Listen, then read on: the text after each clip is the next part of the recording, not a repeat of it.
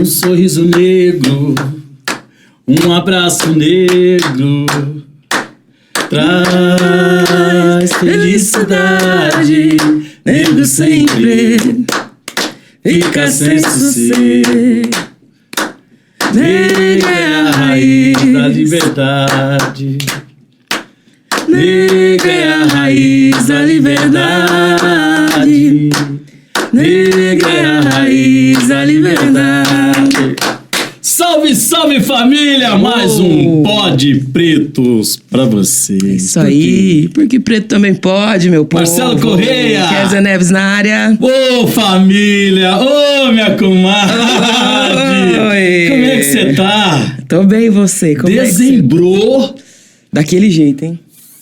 Todos os finais de semana de dezembro, graças ao bom Deus, estamos trabalhando muito e vamos trabalhar demais.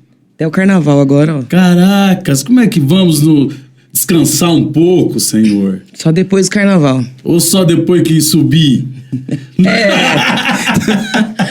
Mas graças a Deus estamos aqui no Pode Pretos.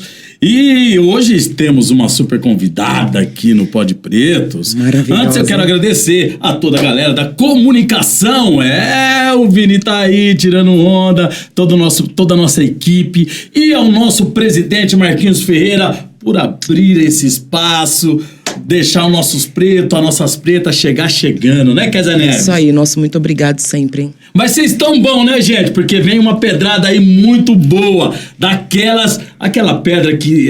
Daquela que eu gosto. Ah, moleca! Sejam todas e todos muito bem-vindos ao Pode Pretos. Nosso programa tem uma história linda para ser contada e temos certeza que será um bate-papo muito enriquecedor. É natural de Suzano, São Paulo. Sua família paterna descendente de baianos e índios. A família materna é negra, também descendentes de baianos. Sua criação se deu em igreja evangélica, sem acesso a muita cultura ou referências negras. O seu desejo em fazer faculdade de medicina veio muito cedo.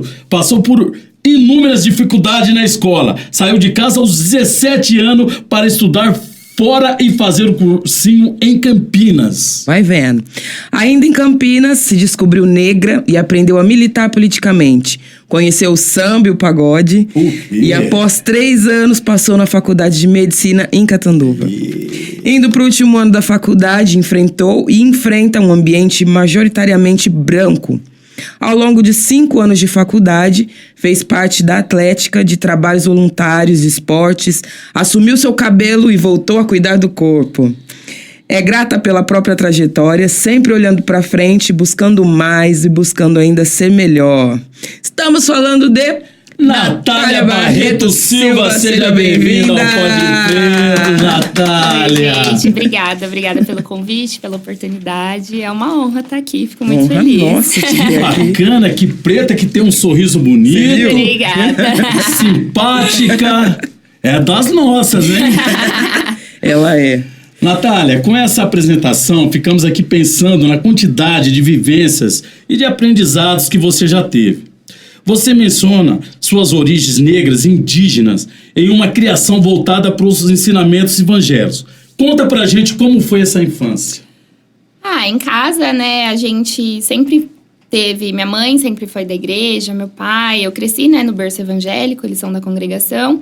Então, sempre foi muito voltado pra congregação. Assim, meus pais, eles nunca me deixaram muito fechada, no tipo... você não pode fazer nada. Não, eu podia fazer o que eu queria, podia sair com os amigos e tal...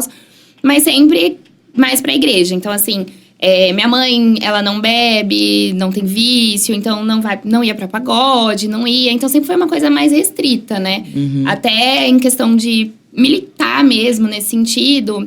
Minha avó, ela foi criada naquela coisa de tem que ser desse jeito, a gente sempre tem que estar certinho pra ninguém falar. Então, não pode sair com o cabelo fora do lugar, não pode sair de chinelo, tem que estar sempre ali, alinhada. E foi essa criação que eu tive, que eu tinha que estar sempre certinha, alinhadinha, na igreja e nada muito assim, fora do mundo, né? Ali eu ia pra escola, casa, igreja, esse era o meu convívio ali mesmo, não fugia muito disso, não. É um mundo paralelo, né? É um outro mundo. Uma bolinha, Uma bolinha ali, E você é filha 1, a filha 2, a filha 3? Eu sou a mais nova, tenho um irmão, né, mais velho, 2 anos e 10 meses mais velho. Mas aí somos só nós dois mesmo. E a mesma criação, os dois foi criado ali, né, pertinho um do outro. Então a gente sempre junto, e até em festa junto, faz aniversário de amiguinho, tudo. Mas sempre tinha horário pra chegar em casa, uma educação um pouco rígida também. E você nasceu em Suzano mesmo? Nasci em Suzano. E os seus pais vieram da Bahia? Não, meus avós, né, que vieram. Minha avó, aliás, minha bisavó materna, materna veio, paterna veio também. Meu avô, eu não sei se nasceu na Bahia ou veio pra cá, mas é tudo meio... Aí a minha avó paterna, ela nasceu ali em Miracatu. Aí tem umas histórias que comia jacaré, uns negócios meio esquisitos. Mas é bem as raízes bem antigas, assim mesmo, né? Tanto que a gente nem tem muito acesso, né? Hoje em dia, porque fala, é da Bahia, mas da onde? Que família? Só sabe que é baiano, apagado, tem sangue né? baiano. Mas contato mesmo com as pessoas de lá, nem tenho mais. E eu cacei, não sei se você sabe, mas eu cacei muito jacaré. Você não repara, Quando eu ia Natália? pro Pantanal, cacei muito jacaré, né? É. Você não sabe. Kézia Neves. Jacaré.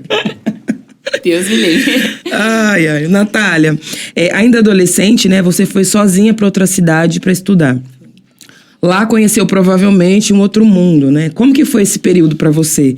Como que foi furar essa bolha que você vivia? Eu costumo falar que foi difícil. Ir pra uma cidade grande, 17 anos, nova ainda, foi bem difícil. Desafiador, mas foi incrível também. Que assim, eu falo que o que eu me moldei foi lá.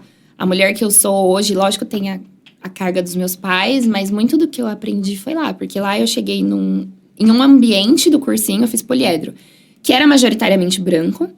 Algumas pessoas negras lá que tinham bolsa, mas assim, era um ambiente branco. Professores brancos, todo mundo já é um cursinho que é caro, tudo. Voltado para medicina, então já tá elitizado. Antes mesmo da faculdade já era elitizado. Porém, eu tava numa cidade enorme. Numa cidade que tem uma carga cultural também forte, né? Em Campinas. E ali no começo, ainda entendendo, né, o que acontecia, sentindo, mas aí aos poucos fiz uma amizade com uma amiga minha, que é minha melhor amiga, Dani. E ela super parceira, também já gostava de pagode, eu já escutava, mas nunca fui. Aí um dia a gente falou, vi um ali estudante, sem dinheiro, as primeiras 30 de graça, vamos. E foi nessa de vamos, que eu fui realmente ali me descobrindo, entendendo. Ao mesmo tempo ali começou, na época, isso foi em 2000 e tralalá, acho que foi na época da eleição do primeiro mandato do Bolsonaro ainda. Que tava toda aquela polarização, e aí no cursinho... Minha amiga também super militante já, e aí a gente começa a entender, começa a pesquisar, começa a se posicionar. Na época, nossa, ia em manifestação, ia em pagode, ia não sei aonde, estudava. Eu levava muito a sério o estudo, né? Estudava até 10 horas da noite. Dava 10 horas, sumia. E sem avisar os pais, né? O melhor de tudo. Mas foi ali que eu fui, aos poucos, me conhecendo mesmo, né? Aí ali eu fui... Como eu sempre estudei em escola, que eu era a única negra, tudo. Então, ali que eu comecei a sentir que tinha outras pessoas, que tinha outros lugares. Tinha lugares que eu me encaixava. Então, exemplo, no cursinho, eu sempre ficava com aquela sensação de... parece que não era pra eu estar aqui, mas eu tô. E aí, eu chegava no pagode, eu brilhava. Chegava no pagode e falava, caramba, aqui eu tô à vontade, aqui... Parece que é a casa da gente. E aí, é ali que eu fui criando esse amor que eu tenho, de gostar de frequentar pagode, de dançar, eu amo dançar. Ali que eu fui entendendo, eu falava, existe um lugar que eu tô à vontade. Existe um lugar que eu não sou estranha, que eu não sou intrusa. Parece que ali era um lugar que era o meu lugar mesmo. E a sua amiga, ela estudava junto com você? Ela estudava comigo. Negra também ou não? Não, japonesa. Olha aí! Japonesa e militante. E militante até hoje. Agora ela tá estudando na USP, faz enfermagem. E também, direto em manifestação, a gente ainda mantém contato. Porque a gente era carne e unha, né?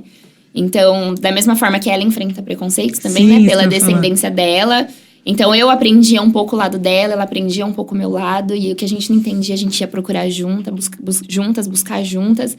Então, ali foi um momento que as nossas famílias também, assim, apesar das diferenças, as dores que a gente carregava, as dificuldades que a gente carregava, era tudo muito parecido. Então, a gente se identificou muito ali. Então, uma pegou a mão da outra e falou, Bacana, vamos. hein? E aí foi Mas, aí que logicamente, a sua foi bem mais, sim. né?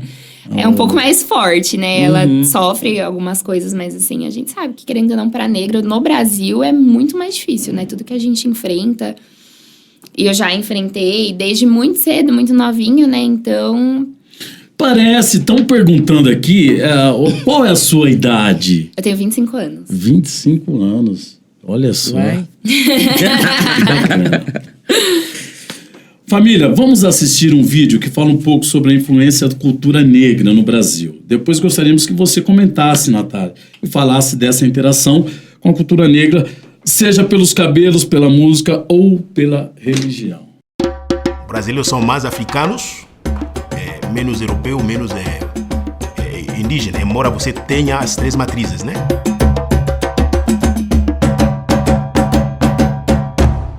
Durante muito tempo se tentou negar a contribuição dos negros para a nossa riqueza espiritual e intelectual. Se admitiu, porque é impossível negar que a riqueza material foi feita com base no sacrifício dos negros, do sangue e do suor dos negros. Mas muita gente se obstinou em dizer, não, eles só foram isso, só foram máquinas de trabalho. Não foram, não, é mentira. É o apagamento e esquecimento da contribuição do africano na construção da história brasileira. É possível pensar em música brasileira sem música negra? É possível pensar em dança brasileira sem dança negra? É preciso pensar em arte plástica brasileira sem tirar a contribuição dos negros? É possível pensar ciência brasileira sem a contribuição dos negros? É impossível. A relação entre Brasil e África, né, no que tem a ver com a dita raça africana, primeiro é um olhar de silenciamento, de negação, né? Essa é a primeira dinâmica que a gente observa. Só que essa dinâmica de negação tem uma história. Aí a gente vai ter que voltar lá atrás, quando tudo começou com o processo de escravização. Para justificar, foi preciso coisificar. E coisa não pensa. A gente dizia que negro não tinha alma. A gente internalizou o racismo nesse país. São muitos anos de escravidão, de certo modo a escravidão continua.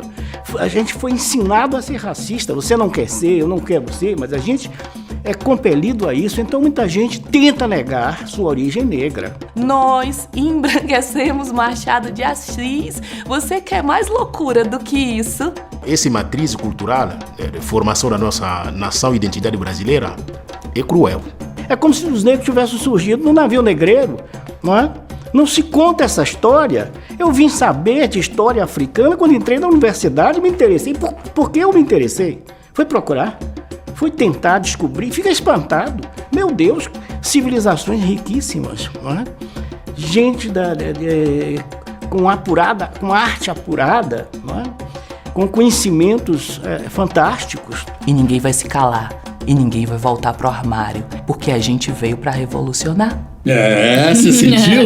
Ninguém vai se calar. Com certeza. E nós temos aqui um exemplo aqui que tá demais. A gente gostaria que você comentasse. O vídeo já fala por si só, né? Essa é a Sim. verdade. Porque se não bastasse que o país por si só, ele foi construído ali, coisificou realmente o negro, né? Ali era um produto, uma mão de obra e não tinha alma, não tinha querer, não tinha nada. E depois que acabou a escravidão, teve o embranquecimento, né? Essa é a verdade. Não teve a miscigenação, teve o embranquecimento, que foi põe os negros pra periferia, finge que não existem e vamos seguir a vida. E aí, por isso que, né, as pessoas não entendem. Mas é que racismo agora não existe. Como não? Se a sociedade foi construída desse jeito, né?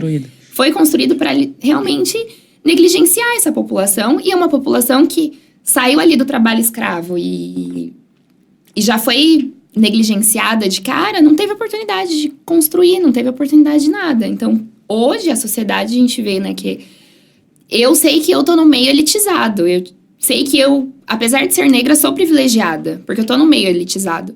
E cadê o resto? Né? Não é porque, não estudou o suficiente. Não é por isso. É porque a sociedade, de fato, ela já tem essa tendência de esconder, de apagar, de negligenciar. E assim, a gente agora que tá começando a ter voz, agora que tá se mostrando e, por exemplo, parece que não era pra eu estar aqui, mas eu sei que era pra eu estar aqui, porque todo mundo deveria ter esse direito, todo mundo que quisesse deveria estar onde eu tô. Então, o que eu vou fazer? Eu vou mostrar que é o meu lugar. Quem tá incomodado, vai ficar incomodado, vai pra terapia. Vai pra terapia. Boa.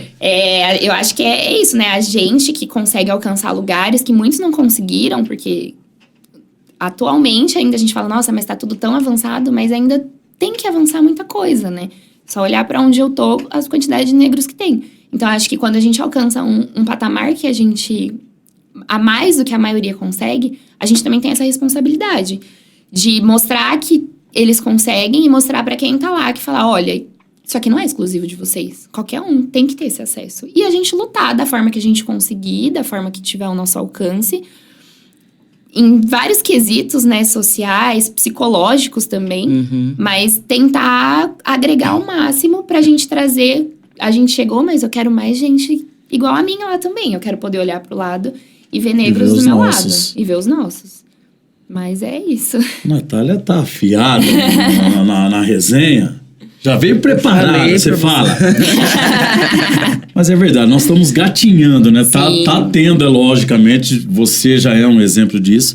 Estamos gatinhando, mas vamos chegar lá, com certeza. Já começamos a andar e já vamos estar correndo. Né? Kézia Neves. Natália, os pais, via de regra, são uma referência muito importante para as escolhas dos filhos, né? Pensando na sua mãe e no seu pai, quais memórias e quais exemplos você traz deles para passar por essa trajetória e chegar até aqui? Começar pelo meu pai, né? Meu pai, ele é muito forte, ele põe as caras, ele não tem medo, ele é um leão. Assim, eu falo que ele é um leão. E eu peguei muito disso dele, assim, de ir e nada me impede. Se eu colocar uma coisa na cabeça, eu vou fazer e é isso. E pra mim, ele é o meu exemplo quanto a isso. Que é de o que eu quero, eu consigo e eu vou fazer. A minha mãe, uma mulher preta, que estudou, que assim, meu avô, ela conta, né, que meu avô não ajudou ela, meu avô pegou, porque aí, né, mulher, além de sofrer racismo, sofre machismo. Ele falou pra ela, quando ela pediu ajuda, né, pra fazer faculdade, ele falou, mas você já estudou demais. Ela tinha feito magistério na época, acho que muita gente nem sabe o que é isso. E ela foi atrás. E ela é uma mulher, assim, ela é independente, ela trabalhou, hoje é aposentada, ela se aposentou como referência na área dela, assim, ela criou um legado dela, ela enfrenta as dificuldades, ela é muito sábia. Eu falo, nossa, eu quero... Quando eu crescer, se eu for 1/3 do que minha mãe é, eu vou ser um mulherão. Porque a minha mãe, assim, ela é minha referência. Minha mãe e minha avó, né? Minha avó também muito guerreira, sempre trabalhou, sempre batalhou. Então, assim, elas são exemplo que quando tá difícil, quando eu quero desistir, eu falo, minha mãe já passou por coisa muito pior. Por muita mais dificuldade, pra eu estar aqui. Né? Ela passou por tudo e ainda pra garantir que eu estivesse aqui. E agora, o que eu passo é difícil, mas assim, ela passou por muito mais. Então, várias vezes, quando eu pensava em desistir tudo, ela é a minha força, a minha motivação, a minha inspiração. Eu falo que é tudo por ela e pra ela, porque meu objetivo, assim, é só encher meus pais de orgulho, na verdade. E aí, quando você fala assim, né, que você comentou que mesmo negra, você está num lugar privilegiado. Sim. E quem quebrou a bolha foi sua mãe, né? Ela começou. De faculdade, de ter um curso superior. Então, ela penou bastante. Ela penou, né? Ela foi fazer faculdade, trabalhava, estudava, então saía de casa cedo, chegava tarde, tinha que pagar, né, a faculdade. Então, ela conta que foi muito difícil. Passou perrengue. Também, acho que na família materna... Eu acho que ela foi a primeira a fazer faculdade, se eu não estiver enganada, assim. E ela foi atrás. Minha avó ajudou muito também, né? Minha avó falou, o seu sonho é o que você quer, então corre atrás. Mas não foi fácil pra ela, né? Mas ela começou a romper essa bolha de eu vou estudar, eu quero trabalhar. Minha mãe casou com 30 anos. Ela fala que não se arrepende de ter demorado pra casar, porque ela casou, ela já tinha vivido, ela já tinha viajado, ela já tinha o carrinho dela, ela já tinha as coisinhas dela. Ela não era rica, mas ela já estava construindo a base dela. E é a base que é a nossa base da família, na verdade. Porque meu pai trabalha com comércio. E comércio é instável. Então, a minha mãe é a estabilidade da casa hoje. E ela me ensina muito isso também, né? Então, ela rompeu isso. E foi atrás, e mesmo sem saber direito ainda militar, e ela fala, porque na época dela não tinha isso, Não né? tinha, né? Você quer, você corre atrás, e você é a única negra, problema seu. Na Ela militou sem saber que sem tava. saber que tava militando. Tava militando. Exatamente. Que bacana, Mas hein? ela que rompeu. E aí, quando a gente nasceu, eu e meu irmão nasceu, meu pai, né, fez só até a 3ª série, falava, põe escola pública. Pra quê? E minha mãe fez questão, não. Escola particular. Então, a gente estudou a vida toda em escola particular. Eu sempre soube, né, o que queria fazer, mas o meu irmão ficava ali, quero uma coisa, quero outra. Minha mãe só falou, algum diploma você vai ter que ter. O que eu não sei. Você é livre. Eles nunca impuseram nada pra gente. Eles sempre... Minha mãe, ela respeita muito as nossas escolhas, assim. Ela é zica, assim. Ela respeita muito. Mas ela coloca algumas coisas. E ter diploma era uma prioridade pra ela. Então, ela falou pro meu irmão, não importa. Você vai ter um diploma. Pra mim, eu já sabia o que eu queria, né? Mas ela sempre incentivou essa questão de estudo, de correr atrás, de a gente consegue. Nunca falou assim, porque, tadinha, você vai... Não. Vai, corre atrás. Você quer, estuda. Quando eu falei, eu quero fazer medicina. É isso que você quer? Você tem certeza? Então tá, a mãe vai te ajudar, o pai vai te ajudar, vou fazer o que tiver ao nosso alcance. Mas então, senta a bunda e estuda. Quer ir pra Campinas? Então vai com suas pernas. Financeiramente eu ajudo. O resto, você corre atrás. É com você. E eu fui. Que bacana. Que bacana. E você é a caçula? Só a caçula. Você é a caçula. Caçulinha. E seu irmão se formou também? Meu irmão se formou, ele fez comércio exterior. Bacana. Como chama a mamãe? Leila. Dona Leila, que é Dona isso, dona? Olha Leila. a filha aqui. Que E orgulho, papai? dona Leila. Roberto. Bacana, hein? Bacana demais. Natália, o IBGE tem uma pesquisa que informa que, dentre as pessoas que completam o ensino superior no Brasil, aproximadamente 10% são mulheres negras, enquanto as mulheres brancas são 23%. Portanto, mais que o dobro. Enfrentar um ambiente majoritariamente branco, elitizado, necessita de muita coragem e muita energia. Vamos assistir um vídeo e depois gostaríamos que você contasse como foram os seus primeiros anos da faculdade.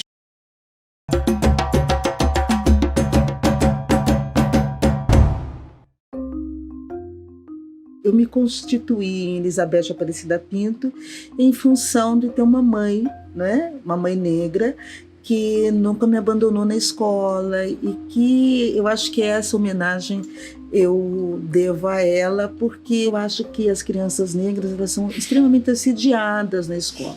E a minha mãe nunca deixou que isso acontecesse. Ela era muito brava, mas ela tinha muita docilidade, extremamente fina e educada. Eu acho que eu tento copiá-la um pouco. Eu terminei em 86 a graduação, depois eu fui para o mestrado. E antes de eu ir para o mestrado na Unicamp, eu procurei o mestrado em serviço social na PUC. E a pessoa que me atendeu, a professora que me atendeu, ela disse para mim o seguinte: você tem dinheiro? Para fazer essa universidade, você tem que ter tempo e dinheiro. E é uma coisa assim que eu consegui passar, superar, né? Mas eu acredito que muitos colegas meus desistiram, porque não é o fato de você acessar esse espaço, é o fato de você se manter nele. Como que a universidade se prepara para receber e prepara quem ela vai estar recebendo?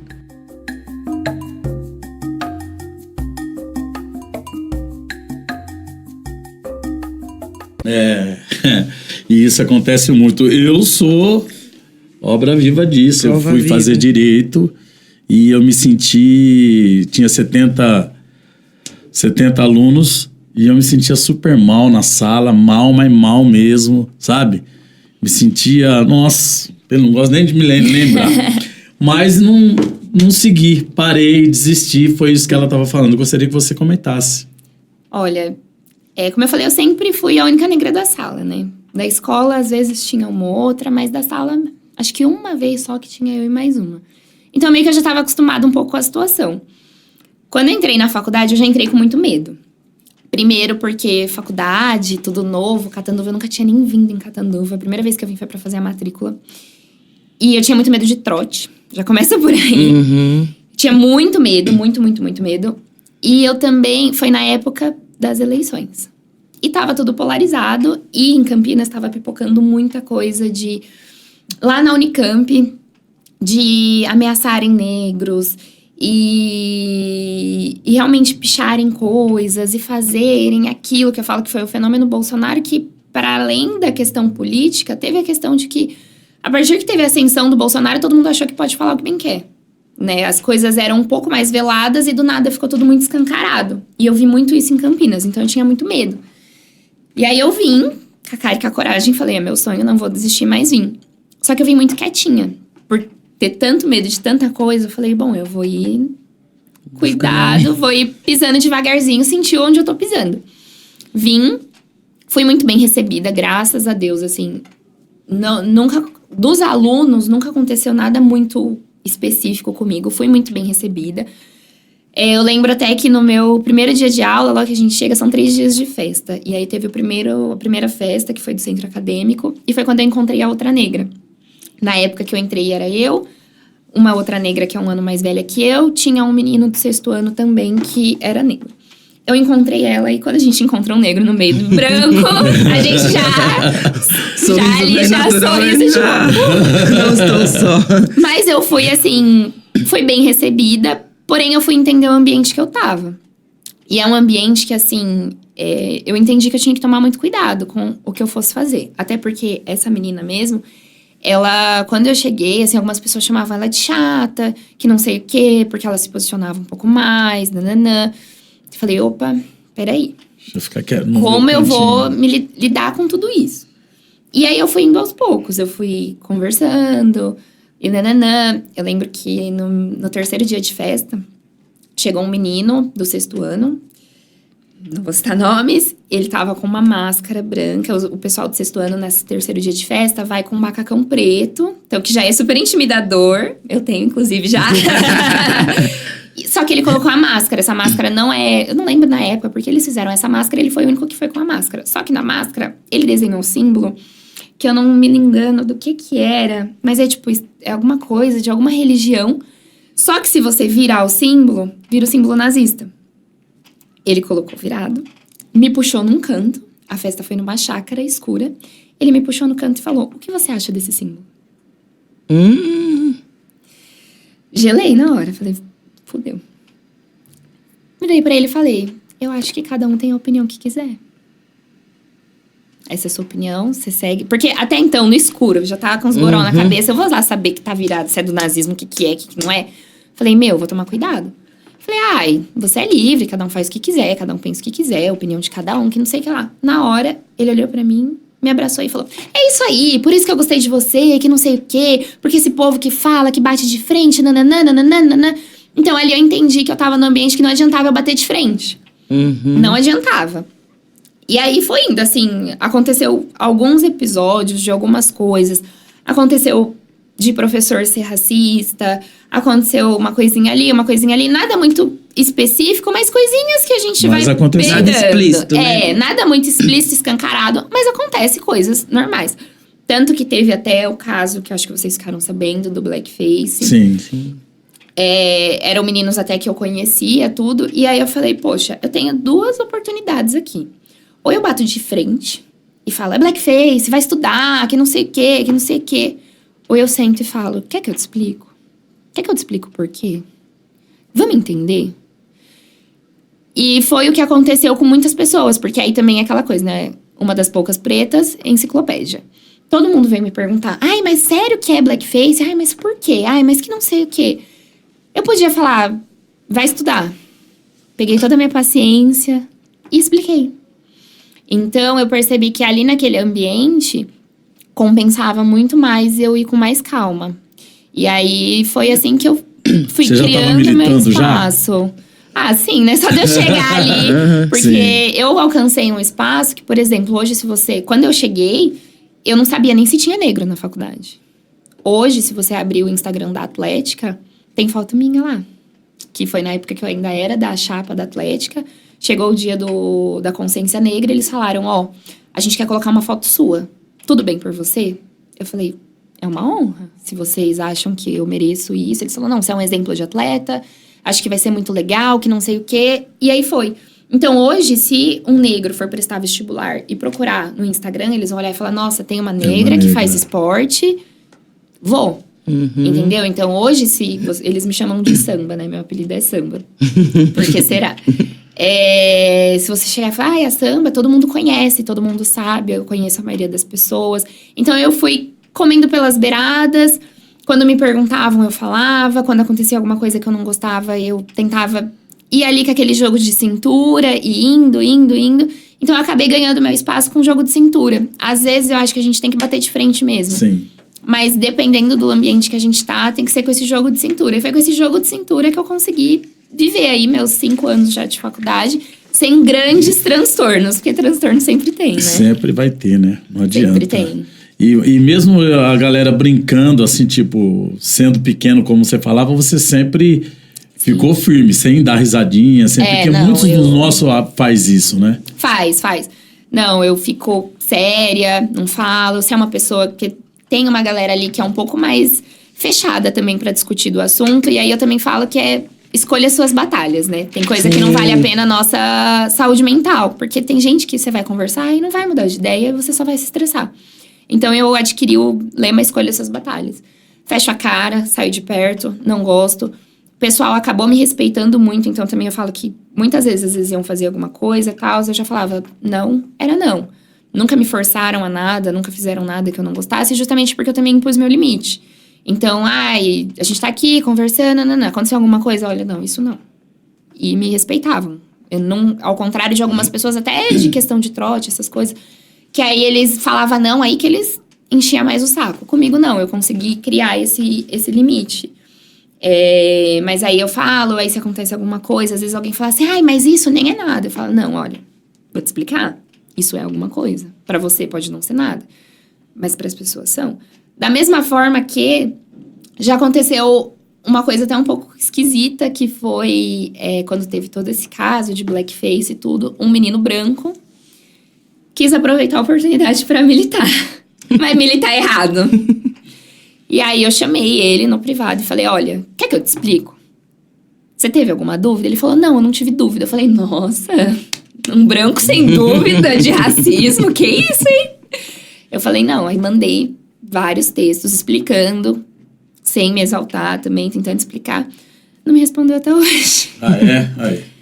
Então, mas eu acho que aqui foi mais ter o famoso jogo de cintura mesmo, pra encarar todo o ambiente, porque aqui tem muita hierarquia, tem muita tradição, é um ambiente que ainda, né, questão de... A medicina ainda é muito machista, é muito racista, tem professores que fazem piadas, fazem coisas, aí ali também, às vezes, você tá dependendo, se ele quiser te lascar depois, então você tem que engolir sapo. Então, é o famoso jogo de cintura mesmo. E nesse caso aí, a comunidade negra de Gatunduva, ela foi acionada, eles foram lá. E a Selma estava até falando pra gente que teve os alunos negros que tinham lá, eles choraram na hora da reunião que eles fizeram, foi muito... Eu tava nessa reunião. Você tava? Tava. Foi uma reunião bem pesada, porque a faculdade, assim, eles foram lá, né, pra tentar pôr panos quentes. Sim. Também não queriam lascar a vida dos alunos, porque, assim... Eles também fizeram porque nem sabem o que é. Essa é a realidade, por pura ignorância.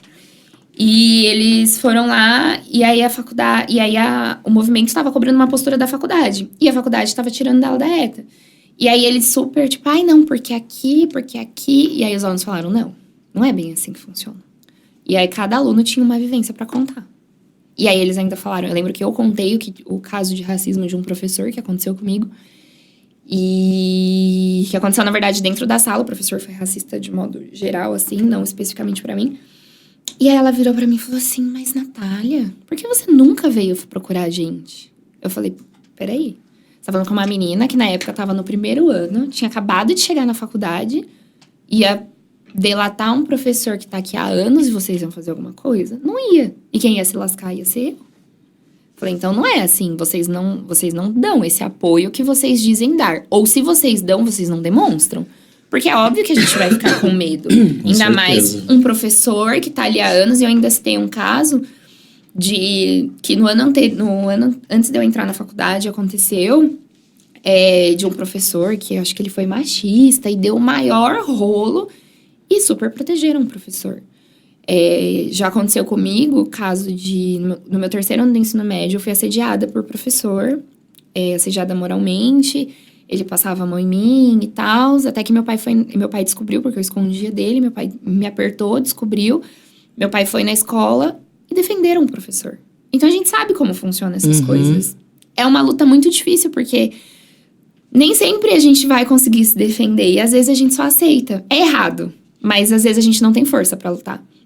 E foi o que eu falei pra eles. Eu falei, olha, não tem como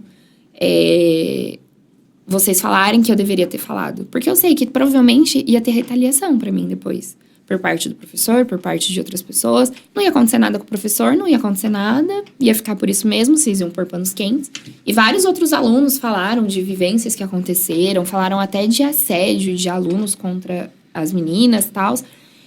Então, foi uma reunião super pesada mesmo, que assim... Foi... E ela falou que não virou nada. Não. Até hoje, não deu nada. E é isso que você tá falando. Imagina, foi foi a galera da comunidade negra lá na faculdade. Imagina se você sozinha vai falar. Não, entendeu? Se com eles indo, não aconteceu nada. Não acontece. Eles falam, porque a gente vai mudar, porque a gente vai abrir. Mas esse negócio de, tipo assim, a gente vai abrir um núcleo de apoio aos alunos negros. É só no papel, porque não existe. Poxa, hoje... Na faculdade, que eu saiba, da medicina, a gente tem uma professora negra. E ela é professora de Libras, ela não é médica. Não desmerecendo, é incrível, maravilhosa a Alda. Mas assim, eles não têm capacidade de achar um médico negro pra dar aula pra gente? Não é possível que não tenha. Então, assim, eles não se preocupam, essa é a realidade. Será que eu vou ter que me formar? O que você acha? Fazer doutorado e mestrado? Já pensou? Ô, Natália, você sentiu solidão na faculdade? Senti. Eu saí de Campinas, que era... Na época, meus pais estavam morando em Salto, então era 50 minutos de distância. Eu saí de Campinas num lugar que eu tinha uma amiga, que era assim... Ela morava na rua de baixo de casa e a gente dormia todo dia, uma na casa da outra. A gente era muito próxima. A gente vivia, almoçava junto, estudava junto, dormia junto, tinha que chorar, chorava junto, surtava junto, era tudo junto. E eu vim pra cá, sem família... sem nada, fazendo novos amigos, mas eu sou uma pessoa, não parece, mas eu sou um pouco mais reservada, então eu sou difícil de fazer amizade. Longe dos meus pais, eu lembro que nos primeiros anos, assim, até a metade do ano, do meu primeiro ano, na verdade, eu chorava no banheiro e eu falava, porque eu morava com uma menina que ela morava em Rio Preto. Então, dava sexta-feira, ela ia pra casa dos pais em Rio Preto e só voltava segunda de manhã. Olha o meu pensamento, se eu morrer na sexta-noite, só vão achar meu corpo na segunda tarde. E aí, eu me sentia sozinha. E aí, tipo assim, eu sentia falta de coisas de fora da faculdade, que eu tinha isso em Campinas. Eu senti falta de pagode, porque logo que eu cheguei ainda não tinha muito, e também não tinha quem fosse comigo. Então, eu me vi muito sozinha, assim. Que foi até na época que eu acabei me encontrando um pouco nos esportes, porque... eu não tinha nada, eu vim pra cá com a cara e com a coragem. E não teve nem com quem contar aqui. Não, eu fui construindo amizades, né? Hoje eu tenho amigas, assim, que estão comigo desde o começo. Mas nesse comecinho, até de fato construir, foi muito difícil, né? Aí, do meio pro final do ano, que aí eu já criei vínculo com algumas meninas. Que aí é o nosso grupinho que tá até hoje, o famoso grupinho do WhatsApp. Mas assim, criar vínculo mesmo no começo foi muito difícil, né? E se achar também, encontrar ali sua turma. Porque hoje meu grupinho também, né? É militante. Da minha sala eu sou a única negra. Então, obviamente, eu a única negra do grupinho. Mas assim, ali, se eu falar que aconteceu alguma coisa, elas me escutam. Elas me acolhem. Elas estão dispostas a me ouvir. Diferente de outras pessoas que falam, isso aí é besteira. Isso aí não é nada. Então, a gente ali se encontrou, né? Cada uma de um jeito, cada um da sua forma. Mas ali a gente encontrou um ponto de apoio mesmo. Que hoje... o que uma precisar, a outra tá ali pra ajudar mesmo. Legal. Quer dizer, né? Bacana isso, né? Natália, né? Estamos falando sobre a temática do racismo. Sobre os problemas estruturais e institucionais decorrentes dele.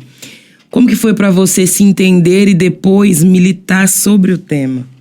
Olha, foi difícil esse desenvolvimento. Porque, como eu falei, né? Quando eu era nova, não tinha muitas referências. Tinha minha mãe, mas ela não militava, não falava sobre o assunto ativamente. TV, música, essas coisas, a minha referência era Globeleza. Era isso. Eu amava. Quando chegava carnaval, eu ficava sambando na frente da TV, parecia rabo de lagartixa morto. Mas não tinha. E aí, quando eu fui pra Campinas, que eu fui começando a entender, vi um pouco do movimento negro lá, fui começar a pesquisar, me veio essa sede de me entender, de saber a minha história, a história do nosso povo. Porque aquilo sempre me incomodou de alguma forma. E aí foi quando eu comecei a entendendo e assimilando. E essa questão de entender me fez muito bem também, porque eu falo, eu construí minha autoestima depois dos 17 anos. Eu sempre fui o patinho feio. Eu não me achava bonita, eu não gostava do meu corpo, eu não gostava do meu cabelo. Eu alisei meu cabelo desde muito novinha. E eu aprendi a não gostar, então eu não gostava. Eu nem sabia, na verdade, como que era meu cabelo natural, porque eu só alisava. Eu fiz relaxamento, ficava com aquelas feridas horrorosas. Depois fazia progressiva. E amava, né? Saía com a cabeça toda machucada, mas aqui o cabelo ao vento. E aí, em Campinas, que começou a me dar essa sede por entender. Ainda com o cabelo relutei bastante, que as pessoas falavam, ai, por que você não deixa seu cabelo natural? Que não sei o que lá. Eu virava pra pessoa e falava, você vai cuidar? Não, então não enche meu saco. Eu falava desse jeito. Mas aí eu fui começando a procurar, a entender a minha responsabilidade também, que eu já estava num ambiente mais privilegiado. E aquilo foi mesmo de incômodo, foi começando a incomodar. Eu sempre fui uma pessoa muito justa, meu pai que fala, você é muito 880. E aí essa sede por justiça, por ver o que acontecia comigo e não conseguir ficar calada, por ver o que acontecia com outras pessoas. E aí eu fui começando E aí ver também que aí foi... Nessa época do cursinho, foi muita coisa ao mesmo tempo, né? Porque eu saí de casa, fui para uma cidade gigantesca, num contexto de polarização política. Então, ali eu fui começando a pesquisar tudo e entender tudo. E entender porque as pessoas falavam de cota e não sei o quê. E, tipo, eu mesmo não tenho cota, não tenho acesso à cota. E aí, mas aí todo mundo apontava o dedo e falava. Então, eu falava, peraí, para argumentar eu preciso entender. E aí, foi quando eu comecei a estudar. E foi quando eu comecei a procurar pessoas e realmente... Porque ali a gente tem muito da nossa vivência, mas a gente também precisa estudar para entender algumas coisas. E foi quando eu realmente quis estudar. E aí, em Campinas, foi também um momento que, assim... Porque na escola, por ser a única negra, tudo, era sempre assim... Eu nunca tive admirador secreto. Nunca ninguém quis dançar comigo na festa junina. Eu nunca recebi flor. Eu nunca tive namoradinho e tal. E aí, em Campinas, nesse universo novo... Eu comecei a receber olhar, eu comecei a ser desejada. E aí foi quando eu entendi, eu falei, peraí, então eu acho que eu sou bonita. Eu não devo ser tão feia. Não devo ser tão feia. E aí foi na época justamente que eu comecei a frequentar pagode. E aí eu falei, peraí, eu acho que eu sou muito bonita. E aí eu fui procurar as minhas referências e fui atrás. E fui pesquisar, e fui vendo. Eu falei, caramba, não é que eu sou gata pra caramba? E foi aí, então, assim, a construção da minha autoestima, a construção de militar politicamente, de me entender como negra e a necessidade de me entender como negra pro mundo me ver como negra. Quando eu assumi o cabelo, foi meio do nada, assim, também. Me deu 5 minutos, eu precisava alisar, não deu tempo de ir pra casa. Aí foi crescendo a raiz, me deu 5 minutos, falei, eu vou cortar. Minha mãe, na época, ela tava... assistindo coisa de blogueirinha, essas coisas. Eu estudando, minha mãe vendo coisa de blogueira, que ela já era aposentada. Ela, ai, Natália, acho que eu vou assumir. Eu ainda falava, ai, mãe, besteira. Ela, ai, vou fazer transição capilar, porque não sei o quê. Minha mãe é mais inteirada que eu nessas coisas. E eu não me interessava. Me deu 5 minutos, cortei. E aí até meu irmão, na época, falou assim, Thalia, a partir do momento que você se assume, as pessoas também te veem com outros olhos. Eu falei, é verdade. Porque na época, porque ninguém pode saber que eu aliso o cabelo. Uma preta com cabelo liso. E aí, quando a gente realmente fala, eu sou isso. É isso aí. É realmente dar um tapa na cara da sociedade. Muda um pouco o jeito que as pessoas te olham também. E aí eu falei, porque eu sempre ficava ali quietinha, porque eu me achava feia, então eu não me arrumava, então não sei o quê, então não sei o que lá. Eu falei, não, vamos mudar isso. E aí eu me descobri também, essa mulher de sorrir, de falar, de mostrar acessório. Primeiro eu fiquei com um blackzão, depois eu raspei. E fui me descobrindo como que eu queria.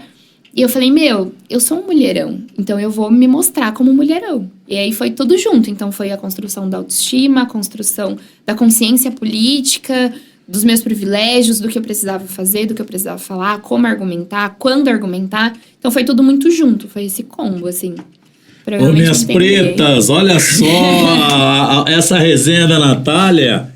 Poxa vida. E hoje nós temos, no meu tempo, porque eu não sou tão novinha assim igual a Natália, né? Eu e você somos a mesma idade, né, Kézia Neto? E você sabe que o meu padrasto me levava pra cortar cabelo e o pente que o cara cortava cabelo era aquele pente bem fininho. Eu sofria, eu não podia nem ver. O João Barbeiro. João, você acabou com a minha vida. Ele enfiava aquele pente no meu cabelo, meu irmão. Ele queria alisar naquele pente fininho. Você lembra daquele pente, tipo, aquele que tira piolho? O fininho, né? Fininho. Nós era na época do garfo, moço. Como é que você não tem um garfo na tua barbearia, João? Tá de brincadeira? Mas essa questão do cabelo, eu sou nova, 25 anos, eu não peguei o pente de ferro lá. Mas, ainda assim, não tinha, na minha infância, não tinha produto pra cuidar de cabelo. Só que agora... Agora tem muito tem mais. demais, muito né? mais. Nossa, eu sofri horrores. Ela mexe no cabelo, cada semana ela troca. Semana. Mas porque eu também assumi o meu, né?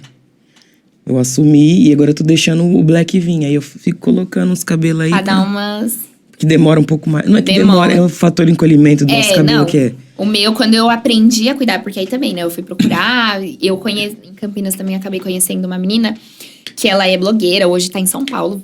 Estourou e eu tive a oportunidade de conhecer ela, é a Toti Crespa. E aí ela ensinou, ela seca o cabelo com secador esticando pra ir contra o fator encolhimento.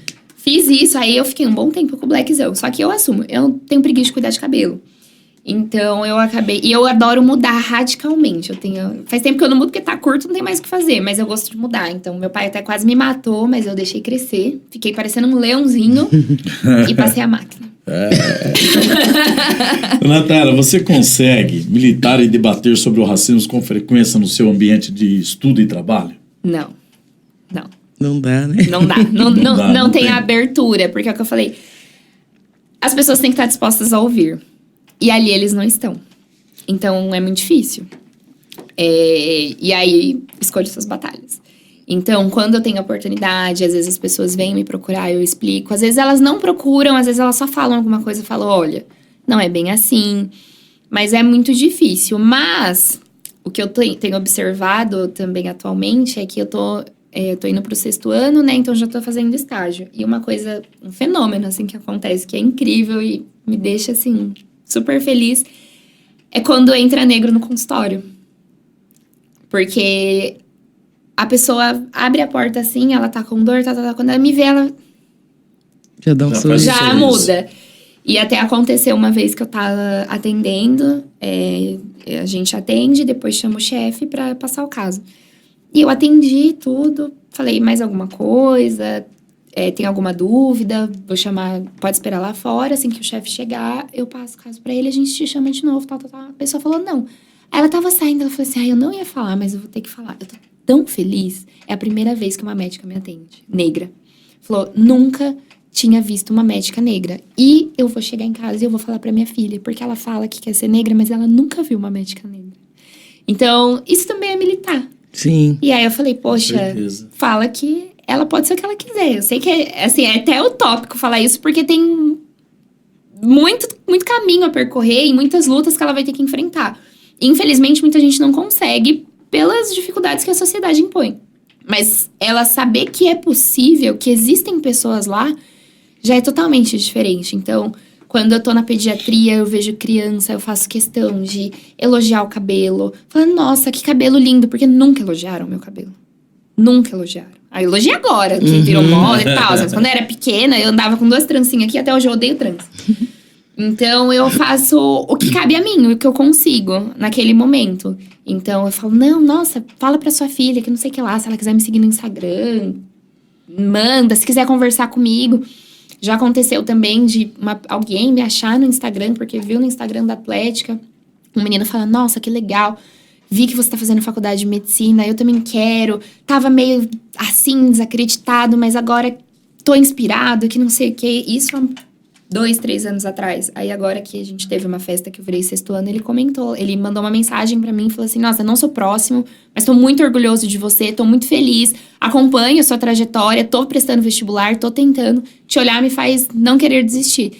Então, assim, pra nós, viver já é militar. Nem sempre a gente vai conseguir militar ativamente e educar, e ensinar. Com certeza. Mas só da gente existir, estar ali todos os dias, já é um ato político, né? Muito bom. Dá pra ver que você é muito de boa. Alguma vez você se sentiu cansada mentalmente pra lidar com essas questões? Ah, várias vezes. Várias vezes? Várias vezes. Nossa. Na época de eleição, né? Base normal, mas assim, uma vez que eu senti bem cansada mesmo, foi até na época do episódio do Blackface. Porque muita gente veio me procurar e assim, eu ainda mandava link, eu falava, olha, tem esse link, dá uma lida, olha, vai estudar. E aí a pessoa queria que eu falasse. Então assim, a pessoa, não, mas eu ainda não entendi. Tipo assim, eu acabei que eu respirei fundo, eu fiquei cansada, eu fiquei exausta naquela época. Mas eu respirei fundo e tentei, porque eu falei, poxa, pelo menos a pessoa tá tentando. É que assim, às vezes a pessoa, ela tá tão na bolha dela, tão fechada, tão ali. Uma pessoa branca, que sempre teve uma condição financeira boa, sempre morou em condomínio. Tipo assim, não faz ideia do que acontece fora da bolha dela. Então, pra ela entender é muito difícil. Então, eu ia, explicava a questão do que era blackface, do que era racismo, do porquê o blackface é tão problemático, da onde surgiu, quais os impactos atualmente, por que aquela brincadeira era. Até, assim, de explicar a questão de meme racista e por que alguns memes são racistas, eu tive que entrar nisso. Então, assim, na época eu fiquei esgotada até. Minhas colegas falavam, eu não sei como você tá conseguindo, que aí tem meu grupinho de colegas. Falou, porque realmente as pessoas acham que é sua obrigação ensinar. E não é. Só que ali eu me vi e falei, ok, não é minha obrigação, mas é uma oportunidade. Então eu fui, mas é cansativo. É bem cansativo. E às vezes ter que ouvir algumas coisas também cansa, né? Assim, Calma, ela serena. E nós estamos aprendendo com os nossos convidados aqui. Nós também não precisamos muito ou não? Muito. Esse letramento aí, nós estamos aqui, ó. Cada convidado que vem, a gente tá aprendendo junto. Porque foi depois dos meus 20 anos que eu comecei a... Eu não dou conta. Natália, ao longo desses 5 anos de faculdade, você se mostra muito ativa. Participa de projetos, esportes, trabalhos voluntários, mudou o cabelo, emagreceu, foi para academia, tratou depressão, ansiedade e compulsão alimentar. O que a Natália de hoje não aceita mais? Não se permite ou não se submete mais? Olha, eu não aceito menos de mim. Eu aprendi, nem sempre a gente consegue, mas assim, o que o outro faz, não tem como a gente controlar. É difícil, irrita, eu sou uma pessoa bem estressada, então assim, às vezes irrita, às vezes me magoa, mas não tem como controlar. Mas o que eu posso controlar é o que eu faço. E hoje eu não aceito mais menos de mim. Hoje eu sei do meu potencial, eu sei o que eu consigo, eu sei o que eu alcancei, eu sei o que eu posso fazer e eu sei aonde eu quero chegar. Então, uma coisa que eu realmente não aceito é menos de mim. Então, eu não aceito que eu aceite desrespeito. Eu não me permito mais ficar diante de certas situações e eu percebi que cabe a mim aceitar ou não. Porque a outra pessoa vai tentar. Então, eu não aceito me pôr mais em certas situações e eu não aceito de mim também. Porque é o que eu falei, a minha autoestima foi construída muito cedo. Recente, com 17, 18 anos que eu fui construir, eu tenho 25. Então, às vezes, não vou falar, às vezes eu acordo e eu não gosto do meu cabelo. Às vezes eu acordo e eu falo, nossa, não sou bonita, putz grila. Porque eu tô num ambiente que, além de tudo, eu não sou padrão. Então, além de tudo, tem a questão estética também. E eu sou totalmente fora do padrão. Meu corpo é fora do padrão, minha pele é fora do padrão, meu cabelo é fora do padrão, minha boca é fora, tudo é fora do padrão. Então, às vezes, a gente cai, a gente não se sente Mas a galera bem. tá pagando caro pra ter essas bocas aqui. Não, tô pagando caríssimo. E eu aprendi que eu não aceito. Então, hoje, eu não aceito a mesma coisa.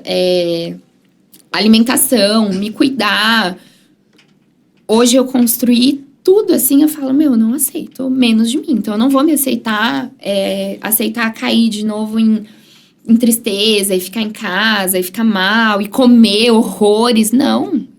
filha, 2 tapas na cara, um café sem açúcar e vai correr, vai pra luta. Eu aprendi, assim, a me respeitar meus sentimentos, respeitar meu momento, mas também a não aceitar as coisas, a realmente ir atrás e não aceitar situações, não aceitar o que eu não mereço. Hoje eu acho que é uma das coisas, assim, que eu realmente não aceito mais, é eu me diminuir. Porque se eu me diminuir, todo mundo vai. Se eu não me valorizar, ninguém vai me valorizar. Então, eu coloco assim, de eu não fazer mal pra mim. Porque a partir disso, eu não permito que as outras pessoas façam. Kézia Neves, os 2 tapas na cara é capaz que ela dá fácil, mas o café sem açúcar você não toma. Eu não tomo nem café.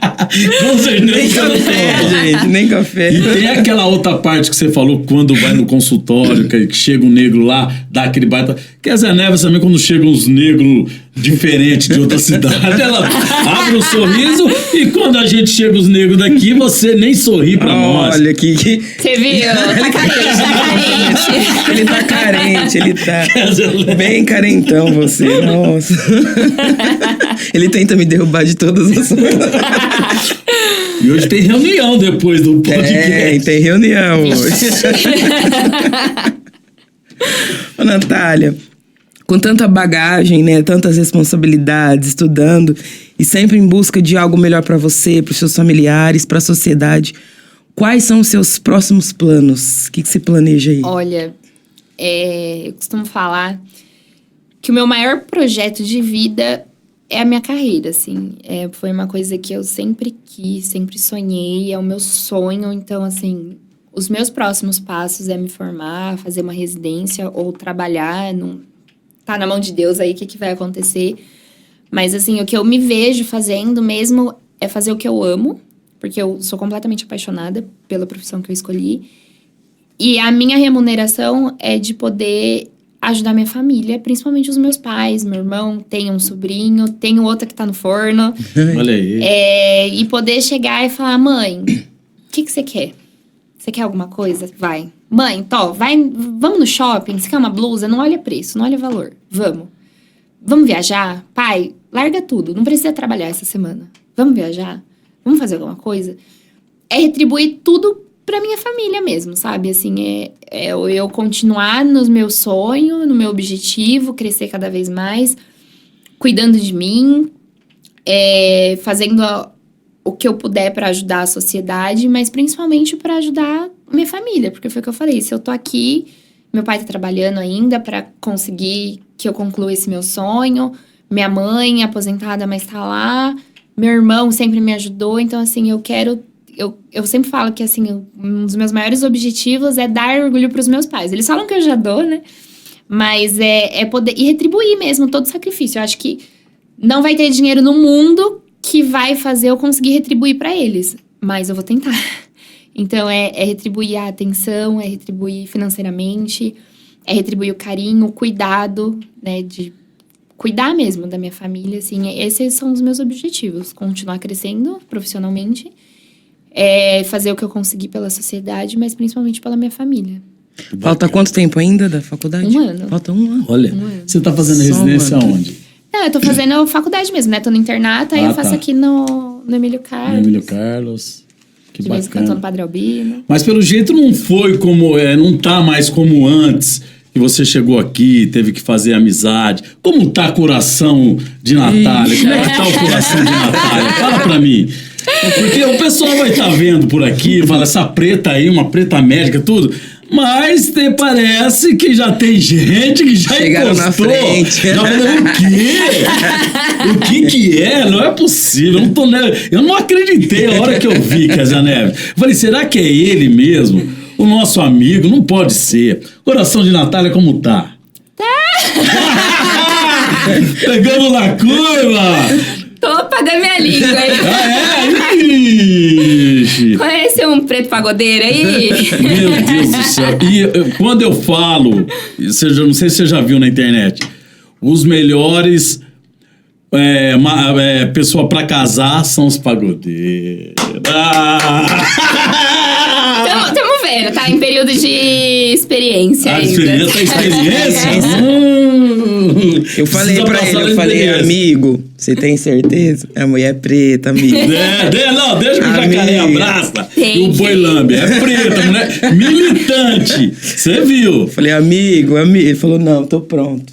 Tadinha, tá. Ele tá pagando também ali um pouquinho. Não é fácil. Eu falo que eu não sou muito fácil, não. Natália, foi incrível ter Muito você bom. aqui no Pode Ai, Pretos. gente, eu que agradeço. É de uma verdade. alegria imensa pra gente poder contar histórias como a sua e de tantas pessoas que já passaram por aqui e que nos inspiram, né? Nos mostra a coragem imensa de lutar, de seguir em frente.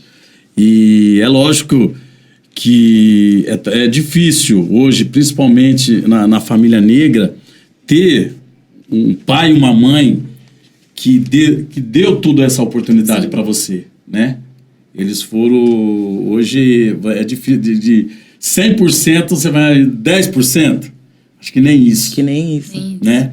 Mas graças a Deus, os seus pais deram essa oportunidade para você e você lutou, segurou a onda, que deve ser Tá muito segurando. difícil. Deve ser difícil, não. É difícil.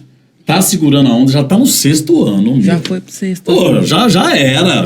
Nem eu acredito às vezes. Ela vai chutar a bola, não tem goleiro. O goleiro já caiu do lado. É só chutar dentro do gol. Tá feito o gol. Graças Parabéns, a Deus. parabéns. Obrigado por partilhar suas vivências, seu conhecimento. E gostaria que você deixasse uma mensagem para o nosso público, em especial para os jovens estudantes que estão buscando suas vagas na universidade e seu lugar ao sol. Bom, primeiro, obrigada, gente, pela Imagina. oportunidade. É uma honra, assim. Nunca imaginaria que um dia eu ia ser convidada para contar minha história num podcast. Estou muito feliz mesmo, muito honrada.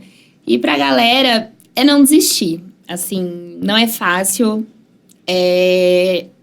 Ainda mais no curso que eu escolhi, não é fácil para ninguém. Para algumas pessoas é mais difícil, para outras menos, mas fácil não é. Para nós pretos é muito mais difícil. E eu imagino que para algumas pessoas mais difícil ainda do que foi para mim, porque eu sei, né, eu tive o privilégio ainda dos meus pais me ajudarem, dos meus pais correrem atrás e ter conseguido me dar essa oportunidade. Mas não é impossível.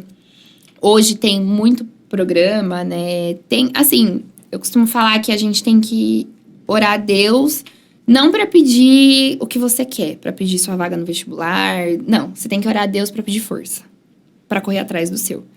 E foi sempre o que eu pedi. Eu sempre pedi para Deus iluminar minha mente, para Deus me dar a oportunidade que eu corri atrás. Não foi assim, cair do céu, nem nada, mas é lutar, é batalhar, assim, não desistir no primeiro, abre mão de muita coisa, tem que se abdicar de muita coisa, fazer muito sacrifício, mas é possível e é muito gratificante fazer o que ama, assim, eu sou completamente apaixonada pelo que eu faço. E quem é completamente apaixonado pelo que escolheu fazer, não desiste. Porque é muito triste uma pessoa que queria fazer uma coisa e acabou não fazendo. Enfim, eu sei que não é fácil, eu sei que vem muita dificuldade, às vezes é foda. Tem gente que precisa ajudar em casa, precisa ajudar a mãe, ajudar o pai, mas assim, tente até o final, que no fim vale muito a pena. Com certeza. Arrasou. E você estava falando, quando você disse lá que você começou, saiu foi fazer a universidade.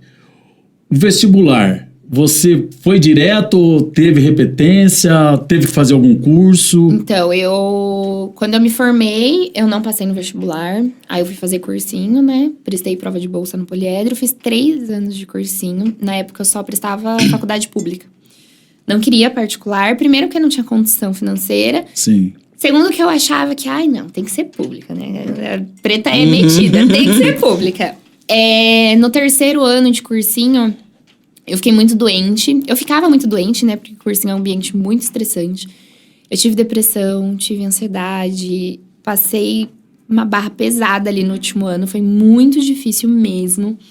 Cheguei em psiquiatra, psicólogo, porque o negócio foi tenso. E eu fiquei muito doente. Mas no começo já do 3º ano, que meu pai viu como eu tava ficando, ele falou, Natália, esse ano eu presto uma faculdade particular. E o pai vê, que meu pai é assim, quando ele vê um filho, eu falei, meu pai é um leão. Quando ele viu que a filha tava realmente definhando, ele ainda falou assim pra mim, eu não vou perder minha filha pro cursinho. Presta uma faculdade particular. E aí, no terceiro ano, eu nem ia prestar aqui, na verdade, eu prestei Santa Casa. Mas aí eu fiquei doente e perdi a prova. Então, eu acabei prestando aqui porque era o único vestibular que estava aberto na época. Passei na segunda chamada aqui. Nunca tinha prestado a prova, mas aí passei. Aí eu liguei pro meu pai na época que eu passei ainda. Louca, peguei e falei assim pro meu pai. Falei, pai, você tem tanto pra amanhã? Porque tinha que fazer a matrícula no dia seguinte. Ele achou que eu tinha sido sequestrado. Ele falou, onde você tá? Que eu não sei o que. Eu falei, calma, pai, eu só passei na faculdade. Não é um E aí, ainda na época, foi... acho que era uma sexta-feira. Isso tinha sido na quinta. O que meu pai falou? Falou, não, vamos fazer o seguinte. Você vai na sexta, você vai levar um cheque. E você vai fazer a sua matrícula depois das 5 horas. Porque aí eles não vão conseguir levar o cheque pro banco. Eles só vão na segunda levar no banco, só vai compensar na terça. Então, até terça eu corro atrás. Parece Marcelo Corrêa, esse pai. Esse Roberto é dos nossos. E aí ele falou, aí eu tenho até terça, eu me viro. Faz, vamos orar a Deus, correr atrás, pedir saúde, o resto eu corro atrás. E a gente vai fazer de tudo. Então, foi isso. Eu fiquei 3 anos tentando, né, pública, não consegui. No último ano, prestei particular, já passei. E aí, eu olhei pro meu pai e falei, vamos. E estamos aqui até hoje. É trancos e barrancos, mas estamos firmes. Eu voltei nisso aí, principalmente pro nosso pessoal, pra galera que tá... A dificuldade tá aí, não adianta, vai sempre tá.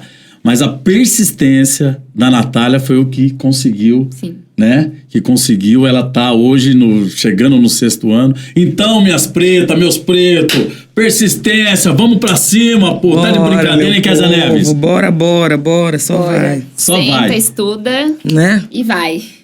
Natália, o nosso muito obrigado, né, Kézia? Eu que agradeço, gente. Feliz demais ter recebido você. Tá bom? Seja sempre bem-vindo. A hora que se formar, Volto, com certeza. Será um prazer. Já vem toda de branco. Doutora Natália. Aí nós já vamos colocar aqui doutora Natália. Acho que já pode, né? Já pode, claro. Salve, minha família! Mais um Pod Pretos pra vocês, que bom. Ó, nós estamos na nossa penúltima semana? Penúltima semana, não. Penúltimo episódio. Porque nós temos mais um, e aí vem o Natal. Já vem o Ano Novo. E aí, Kézia, novamente, falando nisso, Kézia não teve aqui no Outra, e ela nem falou o porquê. Ela pega férias quando quer, ela não tem esse problema de patrão, ela manda prender e manda soltar, né, Kézia Neves? Eu quero saber o que você falou para as pessoas que eu não estava aqui. Você não assistiu, eu vou ter que dar uma investigada. Não, aqui, eu quero saber aqui. Então vamos lá, meu povo, nosso muito obrigado. Tamo junto sempre, porque... Pod Pretos! Porque preto também pode. Se inscreva no canal, ativa o sininho e bora compartilhar. Coisa linda! Valeu, Brasil! Valeu, legal! Beijo!